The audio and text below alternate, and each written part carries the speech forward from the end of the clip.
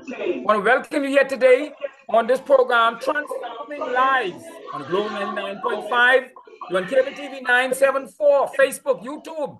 We're inviting you to share this link. I believe today this is going to be one of the most powerful shows as we address and we talk about suicide, men's mental health, and suicide. My guess is, what are we missing? And I believe today we're going to learn some practical things that we can share in regards to men and mental health. There's been 6 suicides reported, as you know, for the year. I think they said it's 6. And I'm sure the majority of them are men. Now, for those of you, you know me, you know that's my passion, that's my calling in these last, for the next 30, 40 years of my life. And so before we begin, I want to read something, and I'm inviting you to invite persons to share the link, even as I'm talking right now. Someone sent me something when they heard the topic, and they said someone had just spoken to a group of them in regards to this, and they asked me, they said their prayer group were praying, and we have a powerful guest, and this guest so loved this. I just called him Friday, would you believe it? Friday afternoon, and his cell rang, he answered the phone, he said, let me check the schedule, and he called me right back, and here we are today. And the person was sharing with me said men and women experience mental health challenges, but research indicated women are more likely to experience depression, anxiety, while men are more likely to die by suicide. But I sure my guest is going to share more. I'm not going to get into all of that. And it talks about men being disproportionately affected by mental health issues. Wow, a suicide rate 5 times higher than women. I can say not no more on that. But on this program, Transforming Lives, with my co-host Jackie Gardner, we have what we believe is the most important moments in a program like this. I need to always make it clear. We talk about transforming lives, but we recognize that lives cannot be transformed unless it begins with a relationship with Jesus Christ. I make no apology for that. And I'm sure Dr. Elvie McMillan, who leads us in this discussion, he himself will make no apology as we talk about male mental health suicide. Dr. Mark, Moments with Christ. Talk to us today, Dr. Mark. Good afternoon, Dr. Dave. Good afternoon, sir. It is so great to be with you and Jackie and the team and all of our regulars and any new ones this afternoon. For the past few Sundays, I've been trying to establish the reasons, give reasons why we begin like this and why Jesus is so important. Yes, sir. As I think of the subject for this afternoon, I can think of no better reason than what I'm going to give right now. For all of us who are on this platform, and for many, or if not all, who are not, then there's one thing that is sure. It is appointed unto us to die. Yes, sir. And no one has been able to beat that, from Adam to the newest baby that has been born. But then, when one dies, what happens? For us on this platform, I'm sure Dr. Dave, with Jackie and others, for us, Jesus is the answer to that. Why? Because Jesus is, and he said it himself, he is life and he's resurrection. If there's any other reason, as you listen to this program this afternoon, to put Jesus in the mix, this is one. For whether you are a genius like Einstein, or you have no brain at all, or what happened, you're going to die. And it doesn't matter how smart you are or how dumb, it's going to happen. So where is resurrection? What happens? It's in Jesus. And so our recommendation and the purpose for this hour is that as we listen, that we allow Jesus to be in our minds, our thoughts, and see him for who he is, resurrection and life, life and resurrection.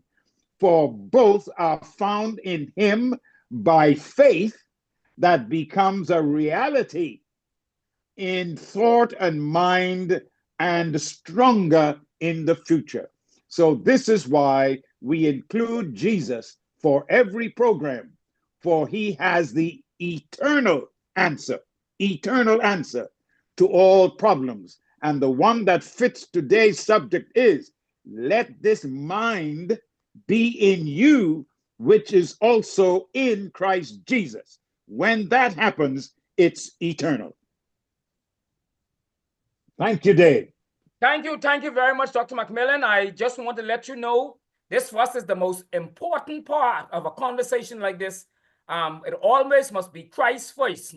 And then he gives us knowledge, he gives us wisdom, he gives us education. And today he gave us Dr. Knowles to share with us.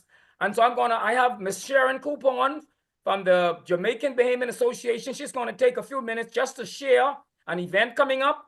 I'm going to turn it over to my co-host, Jackie Gardner. She's going to introduce our guest, and then we're going to give him his time for a PowerPoint presentation.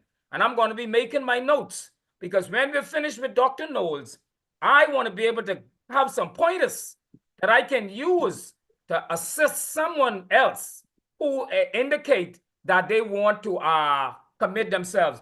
Miss Cooper, Miss Sharon Cooper, go ahead first, please. Yes, good afternoon. And I want to say good afternoon, Bahamas, on behalf of the Hummingbirds Association, which is the Association of Jamaicans Resident. And it's so interesting that you have a conversation this evening on mental health. And so I would like to promote an event that we have coming up, which is called, it's a walkathon, and it is entitled Health Walk for Healthcare. Yes. And last year, the proceeds from this event went towards purchasing a $4,000 infusion pump for Sandilands Hospital, which is a premier institution in charge of mental health in the country. And so we want to invite everyone to come out on the 29th as we do our Health Walk for Healthcare. The walk will take place from the BUT Hall, and we will walk that stretch down to Saunders Beach, at which time we will have water and fruits, a healthy diet for all of those who participated. And also there is a registration package if you are interested, and that will be $25, which will include a free t-shirt and of course the water and fruits. And so the Hummingbirds, as I said, is a registered nonprofit charity organization, and we've been serving the Bahamas since 1978, 40 odd years. And so we do a lot of community. We do a lot of community service. Yes. The children's homes, the schools, the hospitals, destitute individuals, and even disaster relief. And so we invite you to come out and join us on our Health Walk for Healthcare on the morning of the 29th at 6:30 a.m. as we walk together and we celebrate health and well-being. Thank you very much. Thank you very much. We're inviting persons to join the Hummingbirds Association. That's the Jamaican Bahamian Association. We're talking about mental health on that health fun run, walk, whatever it is, push, ride your bike, whatever it is. We're inviting you to be a part of that. And so thank you very much. Thank you, Dr. Mark. I know I see our listeners are anxious to hear what Dr. Knowles has to say. As we talk about it, I also look forward to it, recognizing that I need to know now. I'm going to be prejudiced, as you know. My passion for now is men. We love our ladies, but we want to hear about the mental health aspect of it. Why suicide? So much males with suicide. So I'm going to turn it over to my co-host, Jackie Gardner. She's going to introduce our guest. And when you hear me come back on, it's time to sign off. Welcome, Jackie. Oh, thank you so very much. A beautiful Sunday. Let me know if you're having a little bit of an echo. I seem to hear an echo. I think I got you clear. You have me clear? Okay, well, that's fine. Maybe it's just my end. Happy Sunday, everyone. I want to let Dr. Knowles know that he is a much sought after guest. I see him looking up. It is so good to have him back to the show. But a very interesting thing happened to me today as I prepare for the show. I got a call from one of my good friends, one of my actually classmates in Bahamas Academy, going all the way back to Bahamas Academy. And she said, Jackie, you have on your show today a guest that I have sought after for a considerable period of time. So I marked that. I said, yes, he's coming on today. And would you believe it? family member, a first cousin of mine, passed by. She said, Jackie, I saw your flyer. So our flyer obviously is making some roots. So she was like, I saw your flyer along with Dave in a particular group. And your guest that you have on, you know how long I was trying to find this young gentleman out. And here he is. It's like all the stars are lining up and he's smiling. He is on the show today. So Dr. Knowles, it is an honor. It is a pleasure always to have a bold, strong, courageous, intelligent, respectful, renowned. So I could go on with all these different adjectives. He's scratching his head like, I'm not sure, but it's all you, sir. You are sought after. I know you do a lot of charity events. You're inundated with requests. And from the time I was introduced to you on the show, you accommodate them, most of them. If you do not accommodate a request, it's really that you couldn't make it. So I just want to, you have all kinds of good information here, and I want to get into it very quickly. So Dr. Sean Leonardo Knowles is a former physician at the Sandilands Rehabilitation Center, where he worked for 10 years, and is also a certified gambling addiction specialist. He has also been Emmanuel Medical Center's co-chief executive officer and physician since February 2020, where he practices general medicine, including mental health disorders. In July 2023, Dr. Knowles began working as the psychiatric medical officer at the Bahamas Department of Correctional Services, oversees the mental health of juveniles and adult inmates and staff members. He has a long resume, and I'm trying to pick it out as I go. He's also a reserve senior lieutenant and a physician at the Royal Bahamas Defense Force, and is the recipient of the Reserve Entry #2, hear this out, Best Male Recruit Award, which he obtained in April 2024, and the Most Outstanding Commission Reserve Officer Award, which he received in July 2024. So 2024 was a loaded year for Dr. Knowles. He's born in Freeport, Grand Bahama, so I'm sure the people in Freeport are really, really proud. Dr. Knowles is the youngest of 8 children, and he is exceptionally proud of his Long Island, Abaco. He's getting ready, Eleuthera and Andros roots. His maternal grandmother, and it's something about these grandmothers raising these children raised him and instilled in him the values of hard work and having faith in God. So he's decorated, but he has his faith, like Dr. Macmillan would say, each week where it belongs, on the firm foundation, which is in Jesus Christ. His favorite motto is from Philippians 4:13, I can do all things through Christ who strengthens me. So he attended Temple Christian, I'm jumping over this, during his primary and junior high school years, and obtained his senior high school education from, I know they're going to be tutoring, the mighty St. Augustine College, where he was class valedictorian in 1988, that's in grade 6, and once again in 1994 in grade 12. He later earned his bachelor's degree of arts degree in biology with minors in chemistry and Spanish in 1998 from St. John's University in Minnesota, where he graduated cum laude with honors, earning a distinction in biology.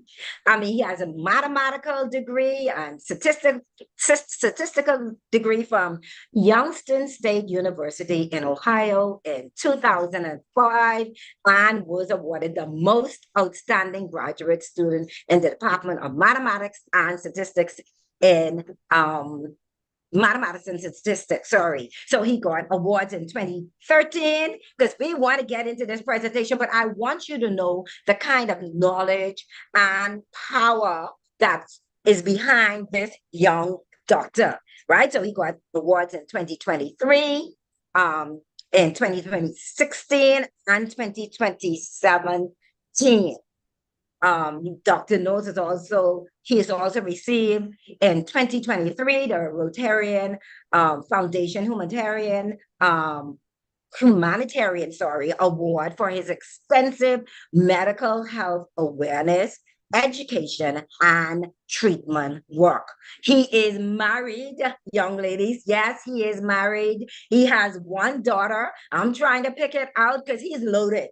All right, so all the degrees, highly recommended, married, knows God, has one daughter, and loves dog. So I'm going to stop right there. I hope I mentioned all the big rock scholarships, degrees, awards. He has them all. It is a pleasure. It is an honor, Dr. Knowles, to have you once again on the show, Transforming Lives. Welcome to the show, sir. So, Doc, just before you speak, Doc, permit me 1 minute. Today I was at B-Docs and you were there. And we want to celebrate those 15 men who surrendered and gave their hearts to Jesus. And they told me they would be tuning in, especially how you were talking about mental health. So as you share, just keep in mind, and next week, 6 o'clock, Balmoral, Jackie will be launching a book, Grieve and Grow. So if your family member who have somebody who, a loved one who lost their life through suicide, you can tune in next Sunday. Meet us here. We'll be here 4 to 5, but we'll be at the Balmoral. And we're going to give away, on behalf of the show, 4 books of Jackie, Grieve and Grow. 4 persons will have an opportunity to get a free book, Grieve and Grow. Thank you. Go ahead, Dr. Knowles. The rest of the time is yours. Okay, great. Good afternoon, everybody, and all our listening audience. Sister Jackie, you always make me blush. Wonderful hearing from you. Thank you very much from Brother Dave, Reverend Dave, Sister Sharon, and Dr. McMillan, also wonderful hearing from you. And so indeed, I am excited to talk about a very, very crucial topic, particularly in the context of men. And Dave, I know how passionate you are with the International Men's Program. And so I want to help our viewing audience and listening audience have a better understanding of the topic, men, mental health, and suicide. So this is indeed a crucial initiative, very important, health and wellness, because as far as I'm concerned, every mind in our wonderful Bahama land matters. And we as a nation need to look at mental health in that context. Every mind from Abaco all the way down to Inagua matters. And so again, I thank you so much, Dave and Jackie, for having me and all of the Transforming Lives radio show crew for being here. Men's minds matter. A lot of us tend to place an emphasis on our physical health. We think that our physical health is far more important than our mental health. Some of us don't understand what we're feeling mentally, but I want to submit to you today that both your mental health and your physical health, and I'm even going to say your spiritual health, all 3 of those matter. All 3 of those, when you can find that balance in your mental, physical, and spiritual health, I guarantee you, you're going to have the best quality of life. When we talk about health, it's an absence of both physical and mental diseases. Wellness is a lifestyle, and that's where some of us fall short. We are not maintaining our health. And again, that's mental, physical, and spiritual. For all of us who are dealing with life's issues, and I get it, life can be very, very difficult to endure at times, but I find comfort as a physician, as a husband, as a father, that I can cast all of my cares on God, on the Lord, knowing that He will sustain me. Because He declares, He's made that promise that He will never let the righteous be shaken or forsaken. And so during the next 25 minutes, I would like to talk to you about mental health, suicide and depression. I want to touch on substance use, particularly in men. And I think you will understand why I want to touch on that. And then I will give my final points before we have a discussion, or I can answer any questions that anyone may have. So let's talk about mental health. The definition, I like to use this definition as coined by the World Health Organization. It's a state of well-being in which a person realizes his or her abilities, can cope with the normal stresses of life, can work productively and fruitfully and can make a contribution to his or her community. And I want to underscore point number 2, coping with the normal stresses of life. That's where, anecdotally, I find, Dave, that a lot of our people, they cannot cope with the stresses of life. It becomes too much to the point where they will have, for lack of a better phrase, a mental breakdown or even some sort of physical ailment as a result of that. And the reason why Bahamas, and all of you who are listening to me, why mental health is so important, it impacts the way you think, feel, and act. And I just need you to think about that for a few seconds. Because again, if someone is acting strangely, they're not acting like themselves, it's very, very likely, high probability that their mental health is what is compromised. Our mental health is also an essential indicator of our society's overall well-being. And I don't want to be the bearer of bad news, but we have a very sick society when it comes to mental health. And I mean us here in the Bahamas. Mental health interacts very closely with our physical health. And again, that's another reason why we should not be neglecting either of those. For example, God forbid, if a man is told that he has stage 4 prostate cancer, you can imagine the mental toll that that would have on him. In addition, we have a serious crime issue in our nation, particularly here in our capital island of New Providence. And so there's no question in my mind, Jackie, that there is a direct correlation between mental illness and violent crimes that we see taking place almost on a daily basis. And so, as I end this part of my introduction, there is no health without mental health, Bahamas. There is no health without mental health. Your mental health is just as important as your physical health. And I'm going to take it a step further.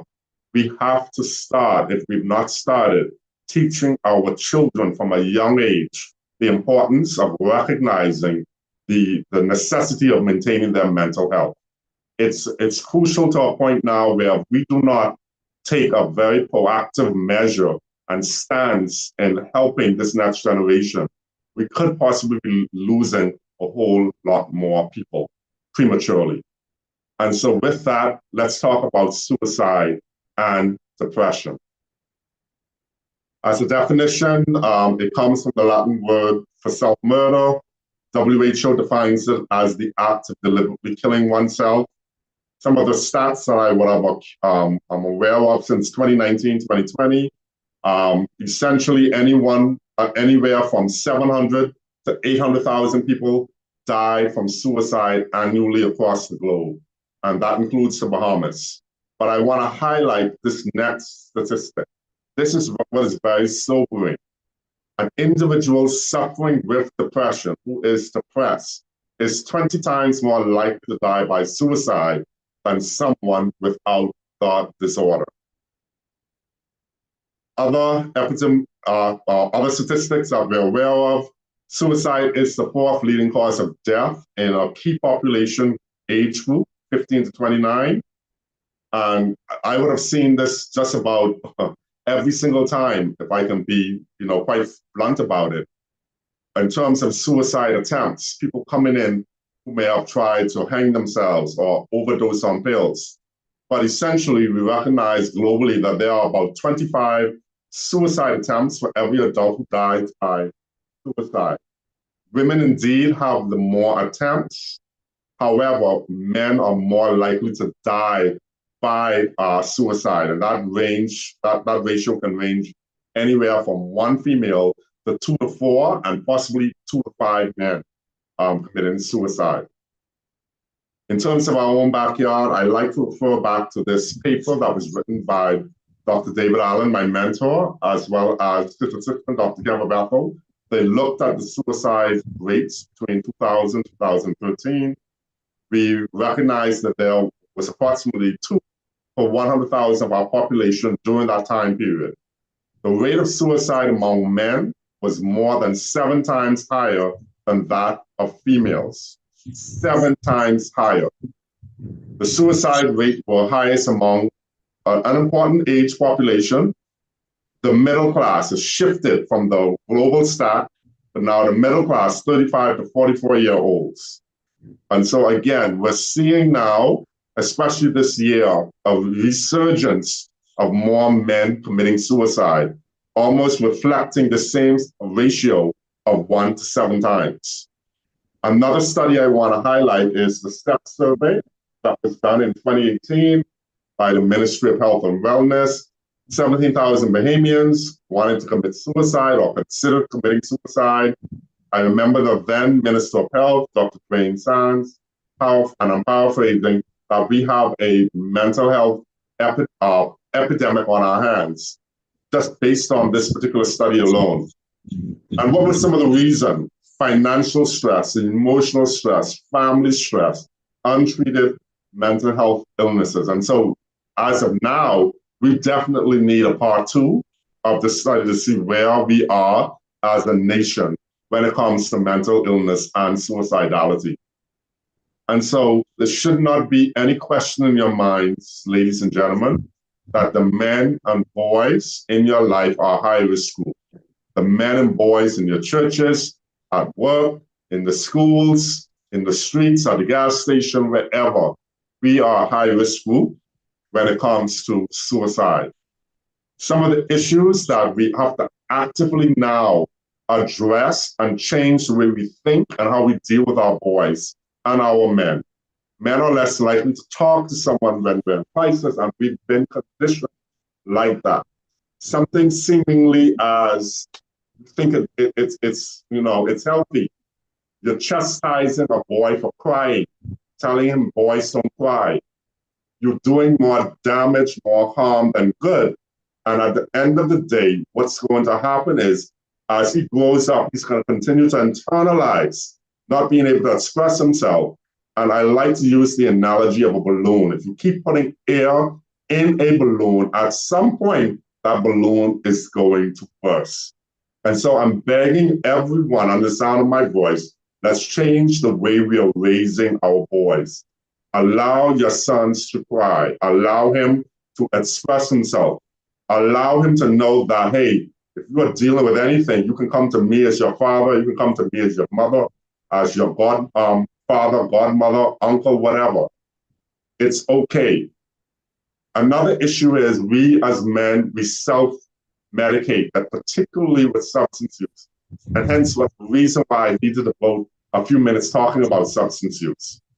Once a man makes up in his mind that he is going to end his life, hear me today, Bahamas, he is going to ensure that that happens by the most lethal means necessary. Okay, and I want to pause on that, because once a man gets to that point, women tend not to go to those drastic means, even though the attempts are more.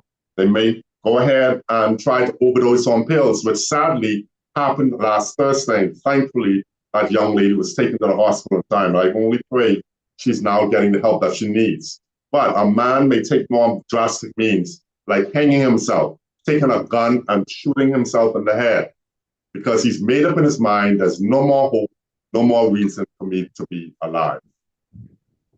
Some of the methods of suicide, I've said some already, but globally, it's still number one as of 2023, I believe, the stats, self-poisoning.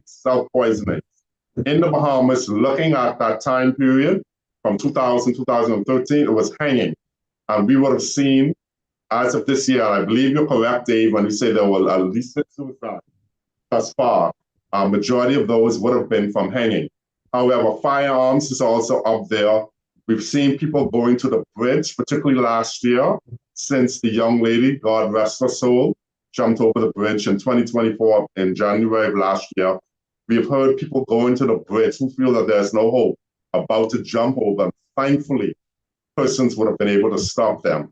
And it comes to a point now where we may need our armed forces patrolling the bridges just to make sure nobody is to that point of wanting to jump over. And so I have to talk about depression.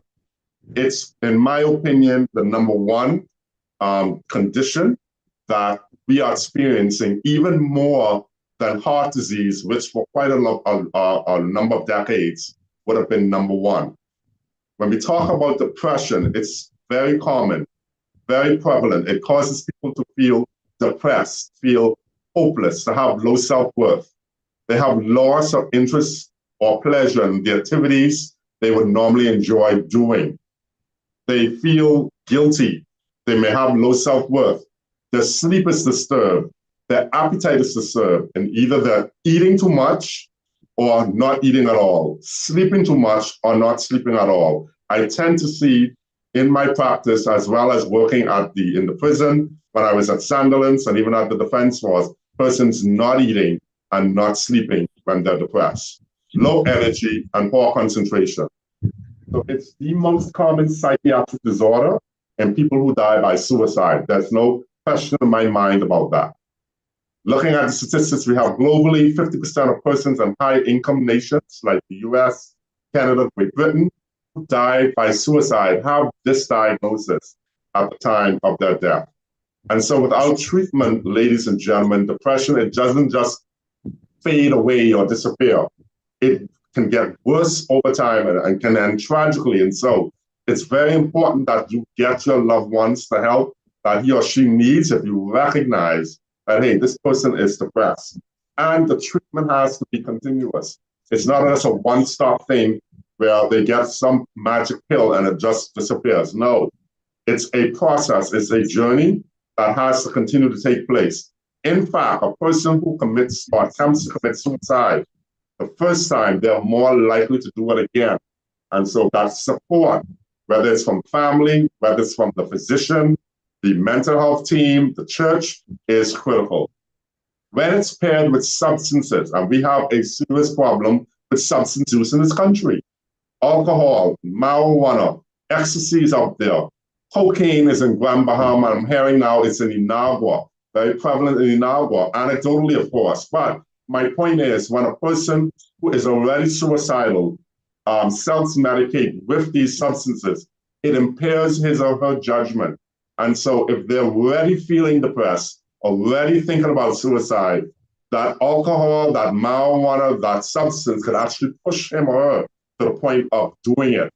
And of course, once that happens, there's no point of any turn. I want you all who are watching me via Zoom to take a look at this picture. I think this is a very excellent representation of what depression looks like. Beautiful, picturesque, calm on the outside or on the surface or above, but on the inside, it's a monster. And the faces of suicide or depression are many. All right, I've had people laughing to me, literally saying to me, Doc, even though they're laughing and smiling, I want to kill myself. I'm going to kill myself. And so, of course, majority of people, you will see that they are in distress, that they look sad, that they appear to be overthinking and not their normal selves. But be aware that there are a few who will smile to you and say, I'm going to kill myself. I've seen that happen. Christians struggle with depression, anxiety, and mental health as well. Okay, and I am not asking you, I am telling you, there are Christians who are dealing with depression. And it's no shame because we recognize, again, that it is treatable and it is a mental issue. And so it's important for the church to be aware of people who are dealing with depression. It's not necessarily due to some demon or spiritual issue, but it could be just by the mere fact, physiologically, they lack or have very low concentration of serotonin, neurotransmitters in the brain, which we recognize is important within the proper concentration for persons to be able to feel happy and to feel normal and to move on with life. A lack of sleep, and it amazes me how so many people are dealing with chronic sleep deprivation. A lack of sleep can cause persons, even if they are dealing with depression and that's being controlled for, it can cause that person to be suicidal. A lack of sleep impairs someone's problem-solving abilities, their judgment, concentration, their ability to regulate emotional states. And so the magic number, and I use that very humorously, but the number we should all be getting as adults is 7 hours minimum in a 24-hour period. And so for those of you only getting 4 hours chronically, believe you me, that is taking a toll on your body. And I believe in the research that we recognize the importance of 7 hours of sleep. And I think God has a sense of humor. He rested on the seventh day. And here we recognize, based on research, that we as adults need a minimum of 7 hours of sleep. So do not minimize the fact that you're not hitting that. Get that checked out, get that corrected, because it's doing more harm than good. And that would include dementia. People get Alzheimer's, early onset dementia, just by not getting enough sleep. You gain weight, not intentionally, by just not getting enough sleep, because the sleep increases your cortisol levels in your body, which causes you to have a whole plethora of issues, including weight gain, just to name a few. So some of the warning signs that you want to recognize, I'm going to highlight those that I tend to see in our male population. This one is a big one: aggression and irritability. If he's aggressive, he's irritable. You say something to him, he snaps at you. He seems to be agitated all the time. Do not take that lightly. If you recognize that he was never that way before, particularly our teenage boys and our young men. So aggression and irritability is a big one. That flows right with the change in mood or behavior. You notice that now he never drank alcohol or never smoked. All of a sudden you see him drinking and smoking. Something is happening to him, believe you me. I tend to see self-harm like cutting in girls, but there are boys who do cut themselves with a razor, cutting the forearm, the wrist, and even the inside of the thighs. Substance use, very, very high on the top of my list, particularly with our men who tend to try to self-medicate. And there may be a few, far more the exception than the norm. There may be a few who may not give any warning signs, and only God, I can say only God forbid, it doesn't get to a point where they commit suicide. And of course, there's no chance of them ever coming back after that. A lot of our men, Dave, as adults, would have endured childhood trauma, men and women. But because we're talking about men today, yes, I'm underscoring our men. Long-term effects of childhood trauma are quite numerous. And that can be in the form of abuse, yes, neglect, growing up in household dysfunction. And that young boy transcend into a young man. He's still dealing with that. And in the words of my mentor, and I want you to hear this today, Dr. David Allen, a hurt child is a dangerous adult. And that is what I believe we are seeing in the context of the amount of crime and violence we're seeing in our society. Okay. Some of us men, as married men, they go through abuse with their spouses. Some women actually beat up men. And again, yes, I'm not asking you, I'm telling you. Amen. All right, so some men endure the emotional abuse of the women in their lives, and that can be in the form of gaslighting, of them being given the silent treatment, of them,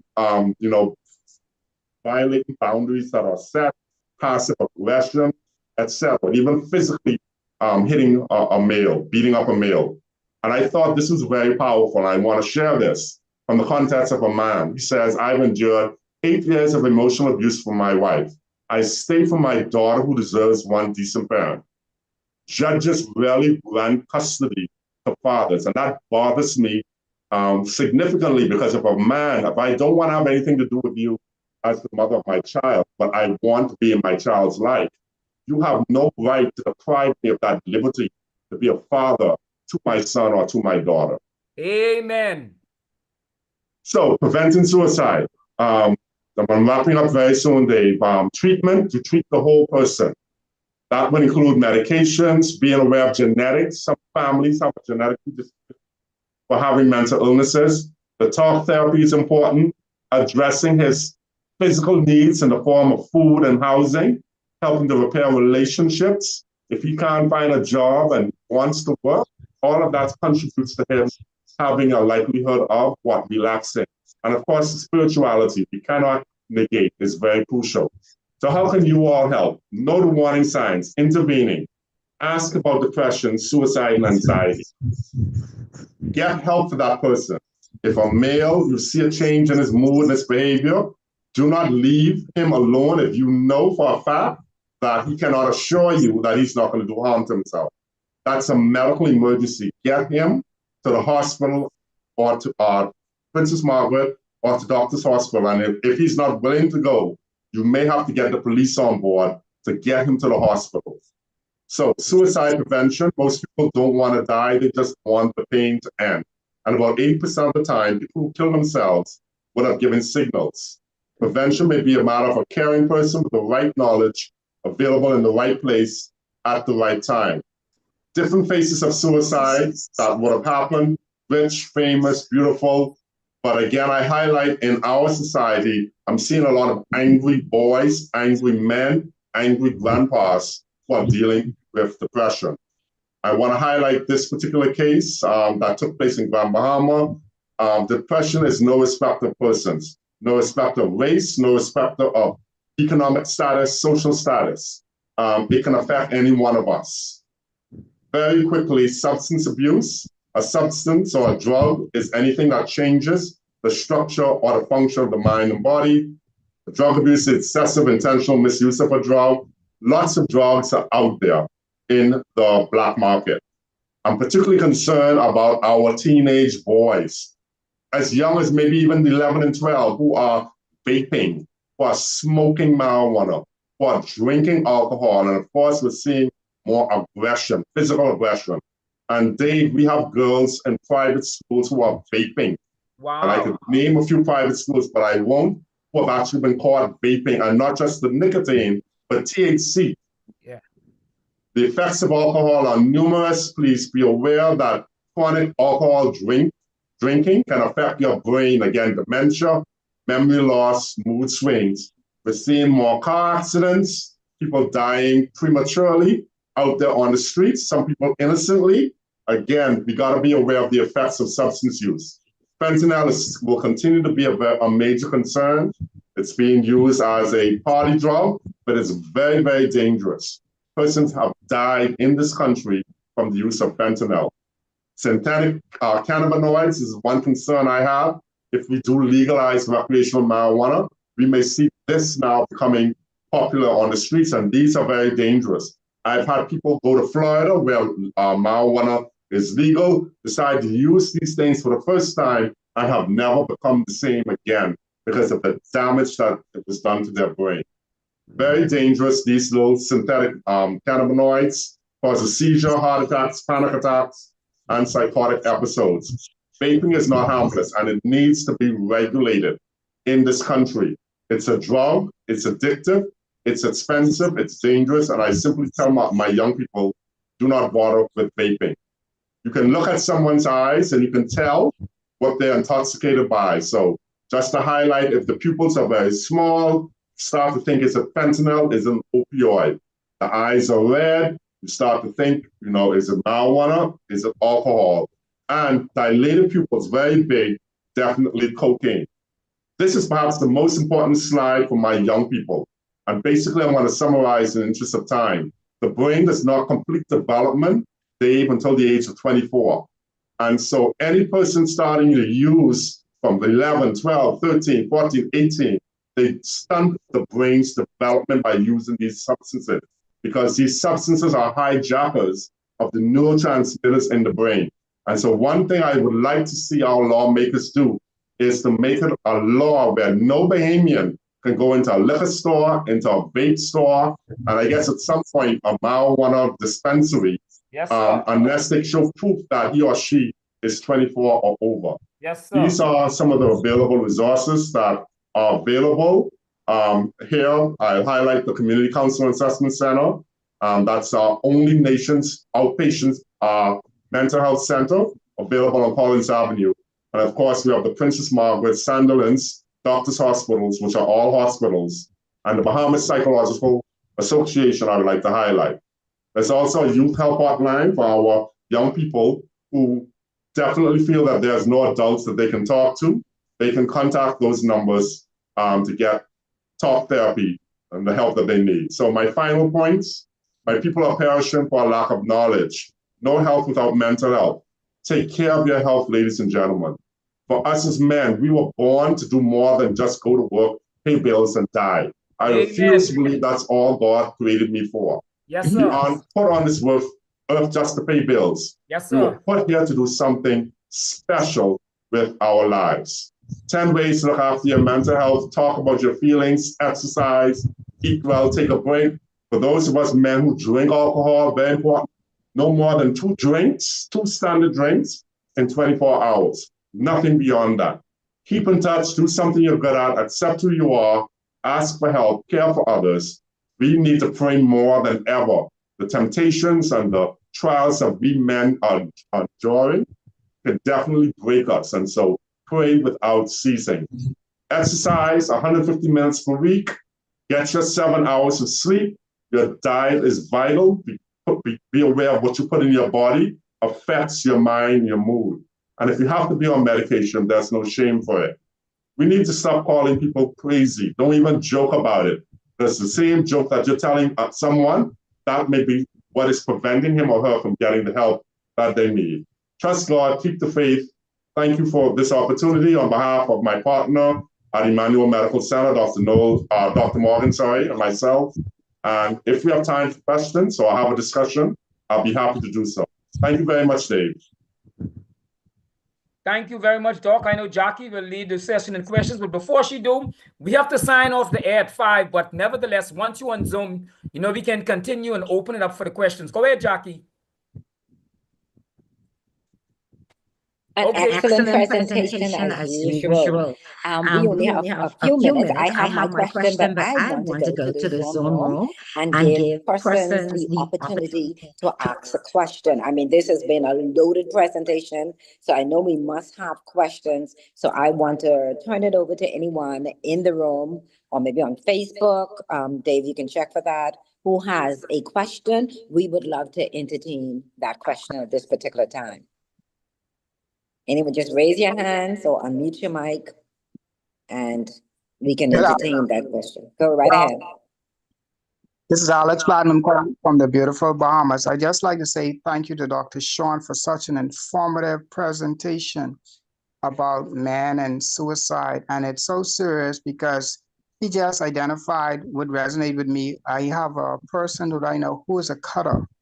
So now it explains some of the issues why he's actually cutting his forearm. And then what he did, he would hide it, so he'd wear a lot of long sleeves. So now that he's wearing short sleeve, I realize some of the issues. What Dr. Sean said, he's now abusing alcohol, rum, and cutting. So he has a 3 complex what he's using. So thank you, Dr. Sean, for sharing informative information in your presentation.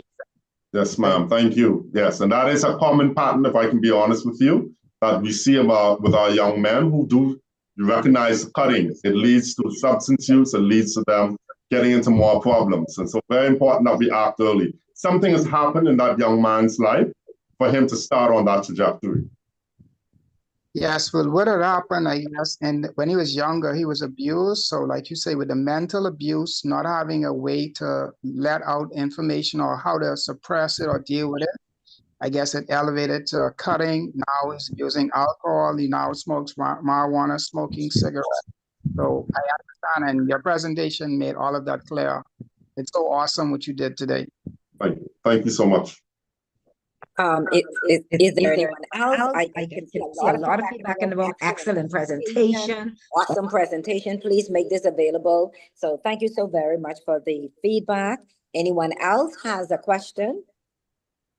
Sharon here, returning. Go right ahead. Want to thank Doctor for his very clear presentation. And as an educator, we'll have our eyes out, particularly for our boys, and to ensure that they have the opportunity to be themselves and to be expressive. And also to say, just to return to the plugin for the Hummingbirds, that we're inviting persons to visit the Hummingbirds website and donate on our donate page to our hospital equipment donation to both Sandilands Hospital and to the Princess Margaret Hospital. Thank you again, Doctor, for your very informative presentation. Yes, ma'am. Thank you. Thank you so much. Is there anyone else with a question before I move? I know we're winding down with our time. Hi, good afternoon. Brief comment. This is Milton from Jamaica. I caught the last 15 minutes, but I find the presentation very useful. I'm particularly interested in that period, 21 years of age to 24. And as a medical social worker and a policymaker, I find that as practitioners within the field, whether it be health, guidance counseling, legal fraternity, or law enforcement, we need to be a little bit more proactive in that the science has shown that, you know, there's a nexus between the peak fertility period for males and female and crime and their inability to overcome some of the developmental challenges leads to frustration that manifests itself in suicide and drug addiction and violent behavior. And I think that the tertiary institution, the practitioners in the field, we need to pay attention to that, because our hormonal level influence some of the behavior that occurs. And yeah, we just need to pay attention to that. Great point. Yeah. Absolutely. Very well said. I could not agree with you more, sir. And it is important, and that's one reason why I stress the importance of education, educating our people, educating our educators so that they are aware of what they see and how we can best address these issues from as early as possible. In fact, I'll even say this, I would like to see us have a mental health curriculum from grades 5 all the way up to 12th grade, teaching our kids about every aspect of mental health, where they can go to get help, recognize signs, symptoms, and what to do if they are in that same situation. So very well said. So I want to add my comment just before we go off air. I want to talk in the area of affirmation of our boys, self-esteem and affirmation. We spend a lot of time being very intentional about affirming our girls. But when it comes to the boys, I'm not sure why we shy. We seem to think like our intentionality needs to move on, making them strong, macho, as opposed to affirming them. Could you speak a little bit to that? Yes, absolutely. Again, I find that's a cultural thing, and not just in the Bahamas, in other countries as well. It has to do, I feel that, you know, our girls need protection. You know, I often hear people say they have to watch their girls, they don't want their girls to get pregnant, yet the boy is able to go out and do whatever's necessary that he wants to do. So all of that thinking, unfortunately, perpetuates a lot of the issues that we're having. And again, it's important that you affirm your boys, encourage them to talk, just like you put a girl. You see a girl crying, we feel so much more inclined to find out what's wrong with her and get her to talk. But let the boy cry. What you crying for? Boys don't cry. Back it up. Yeah, it's again, we have to be aware of that as parents, because at the end of the day, God has placed those emotions in us, just like he has in females. And again, you know, in terms of the anger, in terms of depression, sadness, it can happen to anybody. And you want to make sure your son has the best coping way of dealing with that. You don't want him not to come and talk to you because he fears that if I say something to mommy, I say something to daddy, they're going to criticize me and make me feel bad already on the way that I'm feeling. Great point. And just a second to add to that, in terms of parents, we're so very busy with our jobs. And, you know, these jobs have us like really stressed. And when we return at home, the child sees that we're stressed. And at times they need to talk and express their emotions. But because they're so concerned about mommy, they put their feelings aside and say, okay, you know, let me just let mommy this time to rest. And the parent don't even realize the burden that, you know, he or she, the parent doesn't realize the burden the child is carrying. So you can speak to that as we sort of wrapped up. Yes, absolutely. And I have instances where that has happened, where something happened to the child. Yes. Child comes in and it was made known that, hey, I didn't want to tell my mommy or I didn't want to say anything to my daddy because she's already stressed out. Yes. And so yeah, parents, I know not to say that you can deal with stress or have your own stress, but as best as you can, always make that time available to talk with your child. I don't care what it is that you're dealing with, which is one reason, Jackie, I don't take work anymore home. I stopped that as of 2 years ago because it was affecting my relationship with my one daughter, because I couldn't get to talk with her the way that I would want to, because I'm so focused on trying to get work done at home. When I'm home, that's my environment. That's the time I spend time with my family. And so I encourage parents, do not take work at home. Turn your cell phones off. Have a conversation with your son, with your daughter. Eat your meals together without the cell phone being a distraction. Turn the TV off.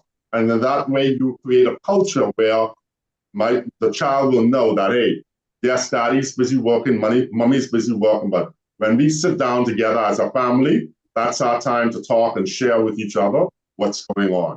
And that is something you have to actively instill in our lives, because you will miss it by the virtue of all the stresses that we're dealing with. Great feedback. Okay. I see Go right Professor ahead, Major. Dave. Professor Major, can you be quick? We only have 2 minutes, or you want to wait until we sign off the radio?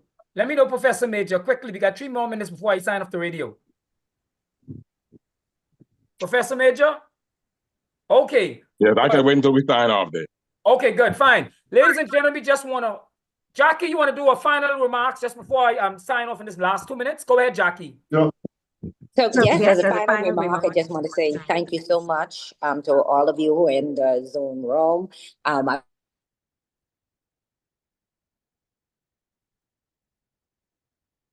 Jackie, you're muted. You're muted. You are muted, Jackie. Sorry, so sorry. As closing remarks, I just want to say thank you so very much to our guests. I want to mention that next week, 4 p.m., we will be once again on the show. We will be promoting my book, Grieve and Grow. So please tune in. You would not regret it. And also, please support the launch. Thank you once again to powerhouse guest, Dr. Knowles. Okay, so I just want to thank Dr. Knowles. I hope he can stay for an extra 5-10 minutes on Zoom. I can. Because you think you have quite enough. I can. Your comments, thanks. Great. So hold those questions, those comments, and he'll take them right afterwards. You've been listening to this program, Transforming Lives, on Global 99.5. We're on Cable TV 974. We're on Facebook, YouTube, and Zoom. Every Sunday, 4 to 5. I'm Dave Williams, along with my coach, Jackie Gardner. Say a special shout out to those persons who are part of the class today at the church service at Bahamas Department of Corrections. I will be back Wednesday. We have classes in the maximum and the medium sections. So if you have relatives incarcerated, reach out to the chaplain and let them know you'd like to be a part of the programs that conducted by Prison Fellowship Bahamas. Also, don't forget, Grieve and Grow, 6 p.m. The Balmoral will be there. I don't want you to meet me there. I want you to beat me there.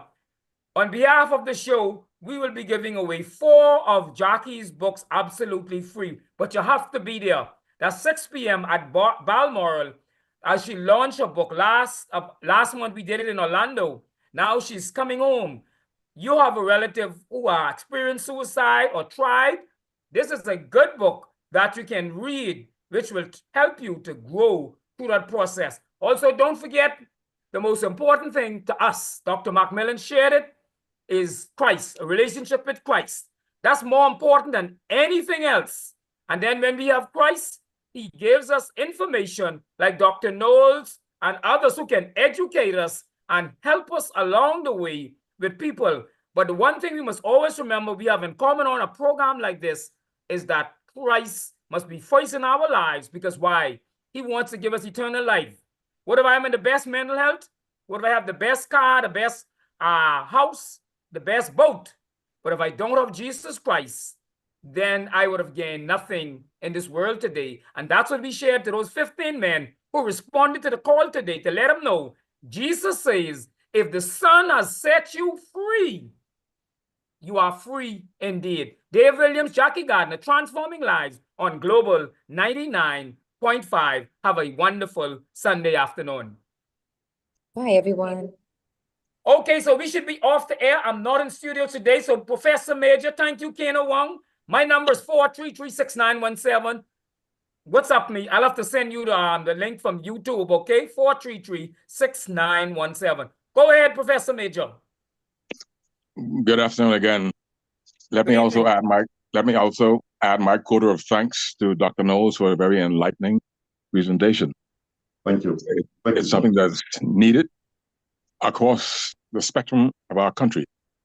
But I'd like to highlight, if you permit me, one area that you mentioned, and that is this.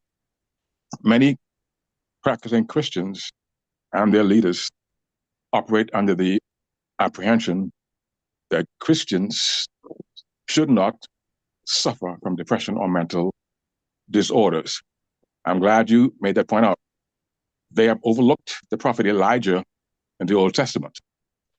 But at the same time, it's important to stress that a relationship with Christ is also foundational to be able to enjoy health.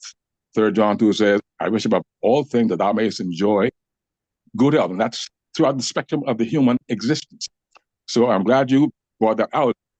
At the same time, I believe that we need to address more pointedly the idea among Christians that they do not, or they cannot, or they should not, or if they do suffer, it's because of some sin or the other, and it may be, but that it's a sin to be sick through depression or mental health. So that might be something I'd like to get your response to. Yes, and again, sir, that is something I recognize, particularly when I go to churches. When I have the opportunity to speak or within a Christian forum, that tends to surface where, even in the context of pastors, you have some pastors who are burnt out and on the verge of having mental breakdowns because they are pushing themselves too much. They're taking on a lot, and that can even eventually evolve into depression. And so I'm appreciating that here in Nassau, there are a few churches, so within, for example, the Methodists I speak of, where they actually have connections with psychological agencies where their ministers, their elders can be referred to and even have the liberty of going to and getting the talk therapy that they need to offload so that they can remain well. But yes, that it is very possible for Christians to suffer depression. I mean, we look at Elijah. Elijah was very, very depressed. We look at, even Naomi, after losing all her children and her husband, how depressed she was, ready to give up. Even Jesus, the very, very final hour, when he called his father, from the cross, that was severe depression. But all that he was dealing with at that point in time. And so it is possible. And there are instances, if I can be honest with you, I'll just share this briefly, that I would have recognized that this was a spiritual thing that this person was dealing with, where we've exhausted all of the medication, all of the practices with psychology, social services, etc. And this person was very, very little improvement in their mood, their behavior, their depression.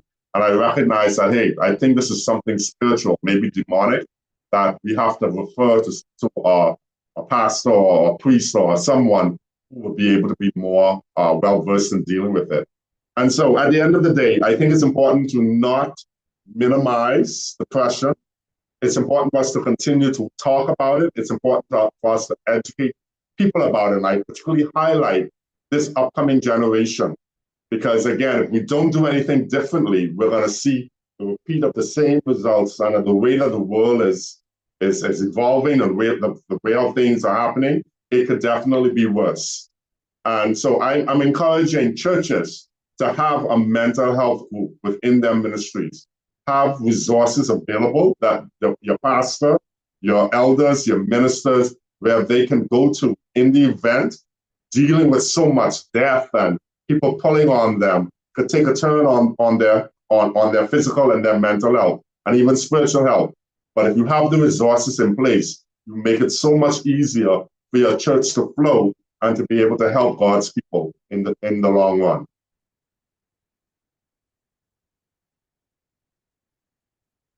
Thank you, Dr. Knowles. So again, are there anybody else, any questions, any comments? We only contracted Dr. Knowles. We asked him for an hour.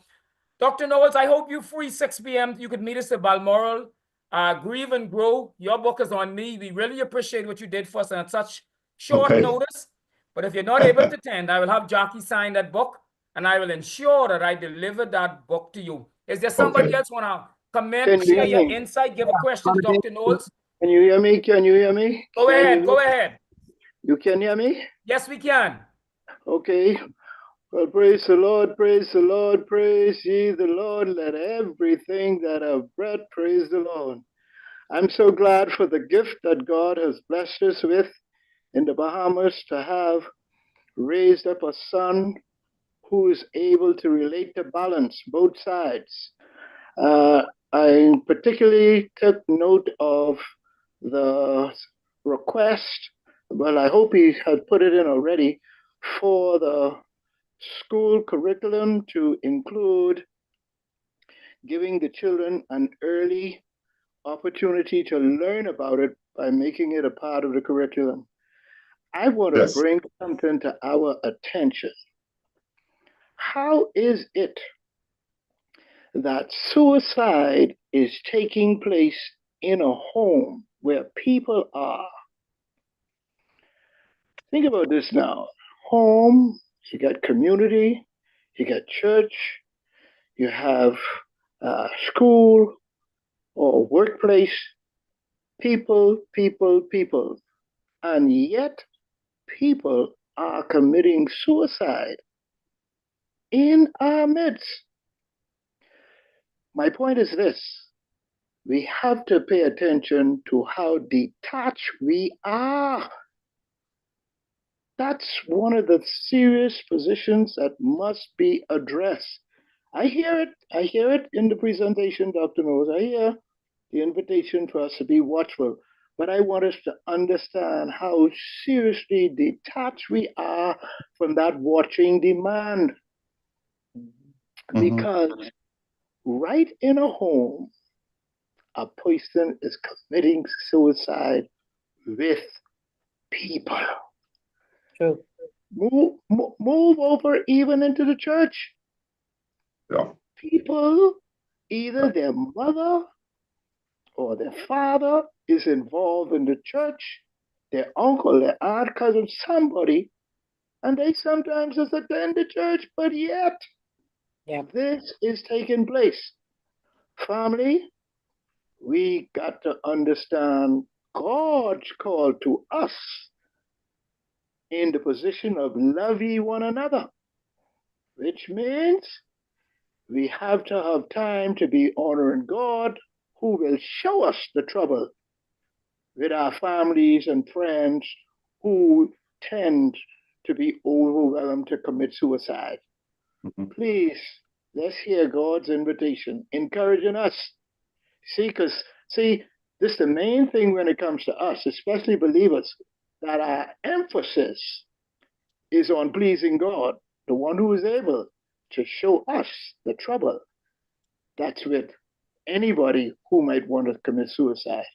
Thank you very much. Thank you very much. That's a great point. If I could just add, I just, even from a personal experience, talking about depression.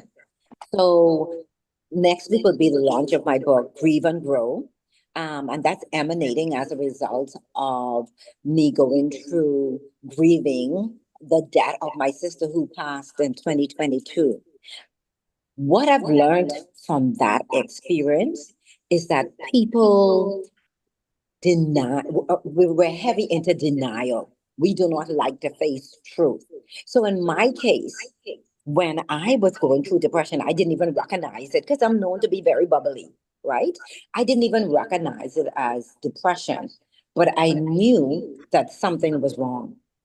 And when I tried to express that, share that with persons, like, hey, I don't know, something is wrong. I can't tell you what is wrong, but I know I'm not happy. Like, so person, especially in the Christian world, we'd like to, like, God is good.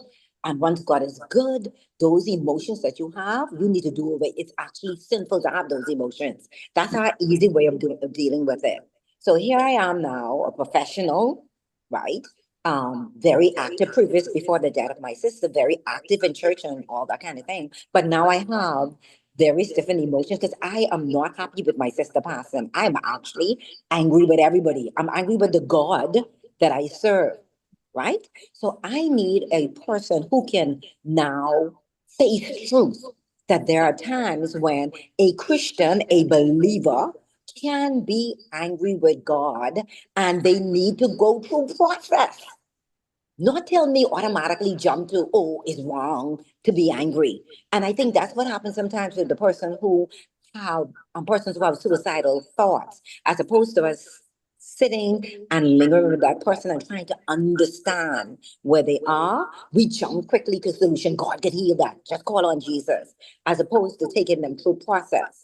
So that's my contribution to that. I just wanted to share it from a personal standpoint of view, because depression is something that, like your emotions is at the first level. And Dr. Knowles can speak to this, and your intellectual part of your brain, that's at the top part. So before you get to that intellectual level, you're at emotions, right? A lot of emotion is flooding your mind. And so you're not going to be able to think clearly with all those emotions. So persons have to give you time to try to process that emotion to get to the intellectual part of your brain that you can make now an intellectual decision. So it takes patience, it takes process and insights, lots of different things. Dr. Knowles.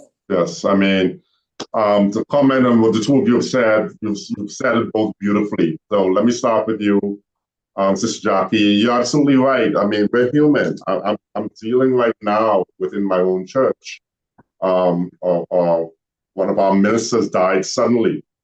And so his wife, they were both committed to the church and everything. You can imagine they had a very close relationship. What she's dealing with, she has so many questions. It doesn't make sense to her. Losing her husband, who's her best friend, suddenly just like that. And, just because you're a Christian, I can't see how people can expect you to say, well, simply say that was just God's will. You're going to have questions. You want to make sense of it. You're going to cry. You're going to grieve after losing the love of your life. And so it's so important for us as Christians to be sensitive to that, because it could be someone today, but then it could be me tomorrow. And at the end of the day, even in terms of the response of the first person, we have to teach our kids from a young age how to model a relationship with God, how to put God first in your life. I'm finding that a lot of our young people, they don't have anyone who can teach that, who's prepared to model, even those within the church, how to model your life after Christ, so that, you always have God as that foundation for no matter what happens to you, you can have that assurance of knowing that, hey, God is with me. He has not forsaken me. I may not understand what is happening. I may not understand why I'm going through this, but at the end of the day, I have that assurance knowing that God is with me and he will never leave me or forsake me. But we have to teach this generation that. We have to encourage them to develop that relationship with God. And so, even within the church, be very sensitive, making comments like to people about be strong. You just lost the level of your life. You can tell me be strong. What does that mean? That infuriates me, if anything, because no, I don't want to be strong. I want to cry. I want to make sense of everything.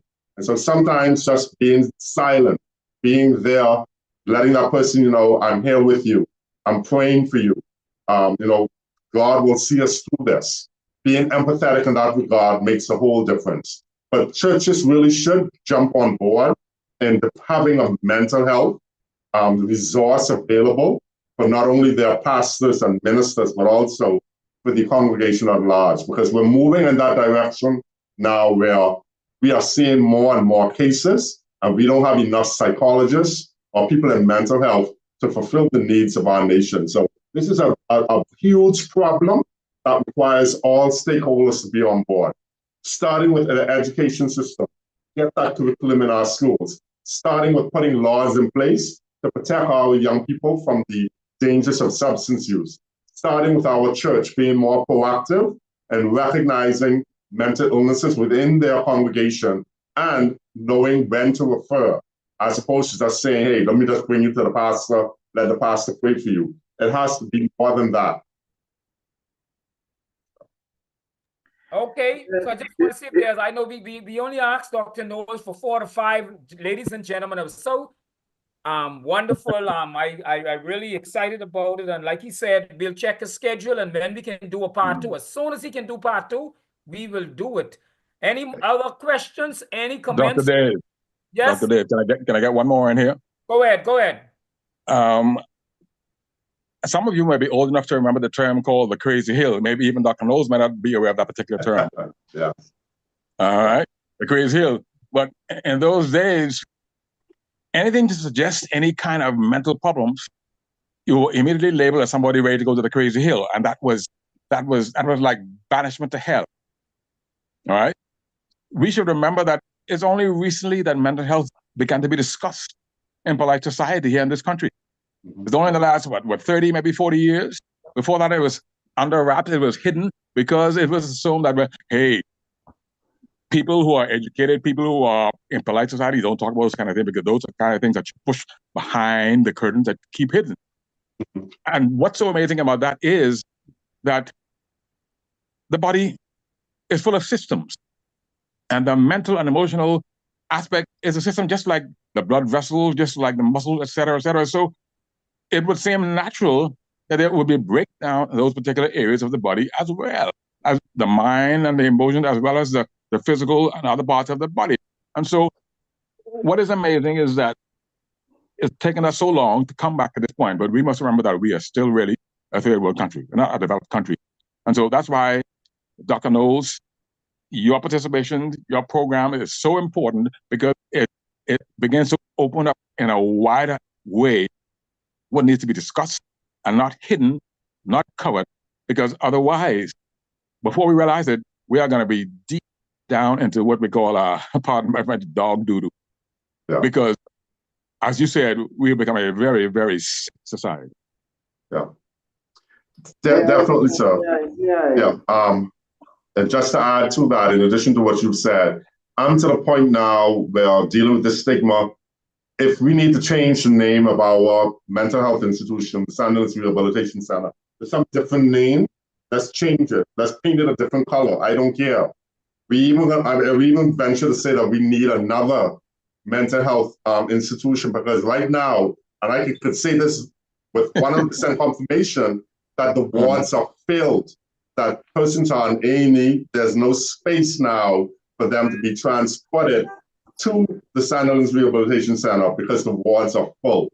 Just found that out this morning, and that is a common occurrence. So we even need additional mental health institutions. And if it's going to help people, you know, in terms of having that stigma connected with the crazy hill, which is referenced in Sandilands Rehabilitation Center, change the name, paint a different color. I don't care. Because right now, our people are at stake. Absolutely. I would like to point out why we are having this in flux. You made mention. I know you couldn't do justice because of the time frame constraint, but you made mention of the health. Our problem is coming from the bad food that we're taking in to nourish our bodies. And the bad food, like you know, is affected by the blood, because if the blood is good, the brain works better because it works by love. If the blood is diseased, then the brain is enfeebled.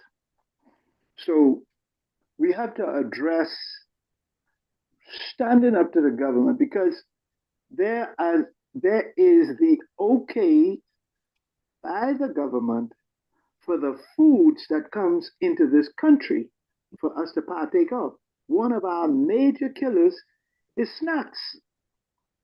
But yet you'll have snacks outside the school or even inside the school, which means we are being attacked mentally by this poisonous food that is causing us a problem from small. This is one of the reasons why I rejoice to hear you say either you've done it or you're going to do it, or what you'd like to see pertaining to the mental illness course being a part of the curriculum. And from small, we have a problem from the intake of our foods, and it's unaddressed. It's okay. It's allowed.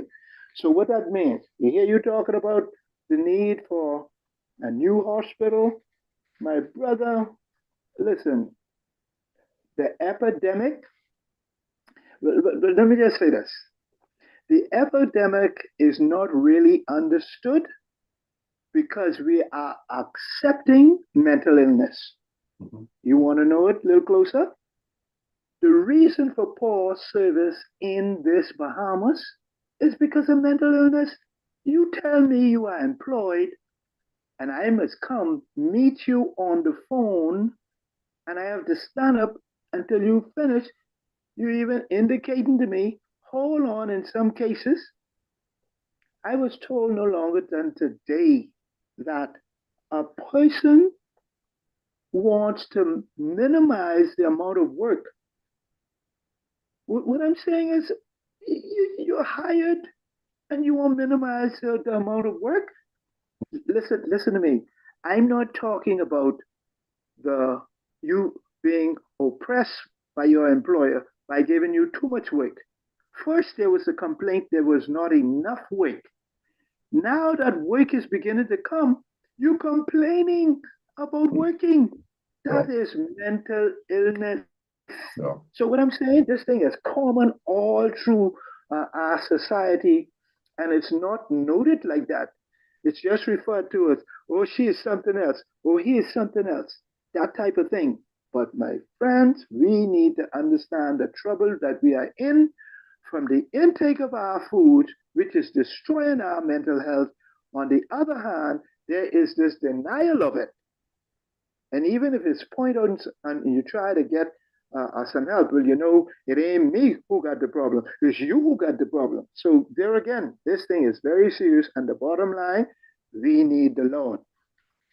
No. Yeah, you've said a mouthful. The diet, definitely, there's no question that our diet is impacting us both mentally and physically. You know, the foods that we're feeding our kids are nutrient deficient. And so they end up developing these issues, mental illnesses and physical issues by virtue of the diet. It bothers me that I could pay $1 for old greasy fries. That's going to cause inflammation to my body, as opposed to wanting to buy, you know, a bowl of food that's going to cost me $7, $8. So, you know, we definitely need to switch the diet, make that an emphasis. I'm glad we have a feeding program for our young people, but make sure that we are feeding them nutrient-rich foods and not just food that's going to cause blood sugar to spike and then cause them to go down on a sugar crash. And then, of course, that's going to cause them to feel tired and mentally drained. And even with respect to jobs, I'm encouraging, you know, organizations, businesses to make sure that you have a mental health program in place. At least once a year, have a mental health expert come and talk to your employees about mental health, about mental illnesses, where they can get help. Have a day where you have physicians and dietitians and occupational therapists, etc., come in to talk about the physical aspect of the body. Because at the end of the day, you know, it's a matter of educating our people, letting people know that where they can get help. And I'll even go as far as to say that there needs to be mental health days. Just like we grant physical days for persons who are working, but if I'm dealing with the loss of a loved one, I'm feeling depressed, compassionate time is not going to be enough for me to get over that. And so there should not be any shame in me getting mental health days so that I can be a better person and a better employee. So yeah, this issue is so multifaceted that it's going to take a 180-degree turnaround where all of us are on board to change the culture of our mental health issues, physical issues, and even spiritual issues in our nation. So well said. Thank you, Dr. Knowles. I just want to say, and Apostle Russell, you missed it last week. Every third Sunday in the month, we have on someone, a dietitian, who talks about food and the importance of food and our overall health, whether it's physically, mentally, spiritually. So that's every third Sunday. And maybe Dr. Knowles, you just throw out something. Maybe we may need to look at you or others. If you could put a team together where a particular Sunday in the month, we'll talk about mental health. So that's something you could look at and get back to us. We already have the third Sunday in the month blocked off for diet. We talk about diet and our health, physical health. So maybe we may look at that. Ladies and gentlemen, I want to say thank you. We asked Dr. Knowles from 4 to 5. He gave us extended time. Dr. Knowles, is there any final comments you want to say before we go off? We just want to thank you. And don't forget, next week, Grieve and Grow. If you could make it to Balmoral 5:30, you'll be there. If not, I'll have to get your book. And I will make sure Jackie signed that book, and I will bring that to you. Go ahead, Dr. Knowles. All right, great.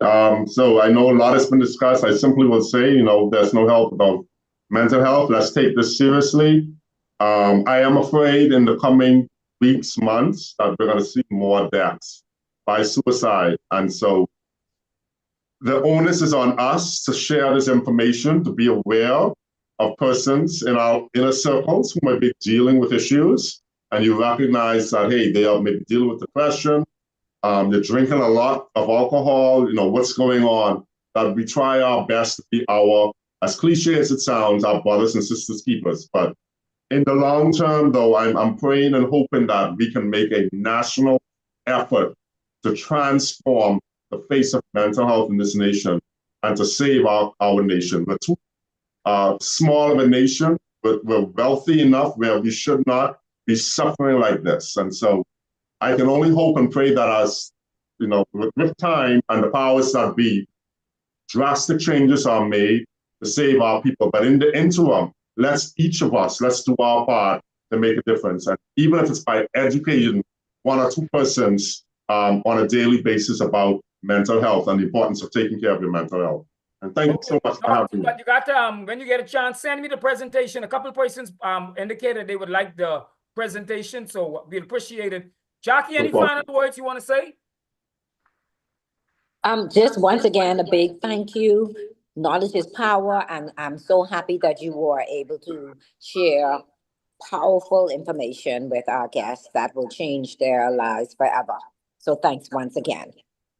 Okay, ladies and gentlemen, once again, next week, don't meet us there, beat us there, 6 o'clock, Balmoral, Grieve and Grow. On behalf of the show, I'll make available 4 books to be given away, but we still want you to support Jackie, purchase the books. As we talk about grieving, we talk about growing. You've been listening to Transforming Lives on Global 99.5, and we are here every Sunday, 4 to 5. Look how we rhyme. Transforming Lives, Global 99.5, every Sunday, 4 to 5. I think y'all could give me my poet degree now. I'm a poet now. I rhyming. But on a serious note, so we just want to encourage you. Thanks for joining us. Thanks for taking the time out. My number, if you need to reach out to me, 433 again, 6917. It's an open number, 433-6917. Thank you, Andrea. She says, wonderful session. Thanks for tuning in, and we're looking forward to seeing you next week. Same time, same station. Miss Fox, you saying something? Oh, I thought Miss Fox was saying something. Miss or Mrs. Fox? I'm saying God bless Brother Knowles, and I look forward to getting in contact with him unto the honor and glory of God. No problem. So we thank you for tuning in, and anytime, continue to call us if you have on a topic, something you want to speak with your church, whatever. Just message me, 433-6917. Have a wonderful Sunday afternoon. Brother Dave. Bye, everyone. Go ahead. Someone was saying something? Yes, this is Alex Platinum. I'm a beekeeper and a backyard farmer in the Bahamas. So when you have the platform talking about food, feel free to connect me so I could be one of your guests. So we could educate. No problem. You have my number. Message me. We can just look at it and see where we'll fit you in next month. Okay? That's no problem. Yes. And I like one of those books and have it autographed for me.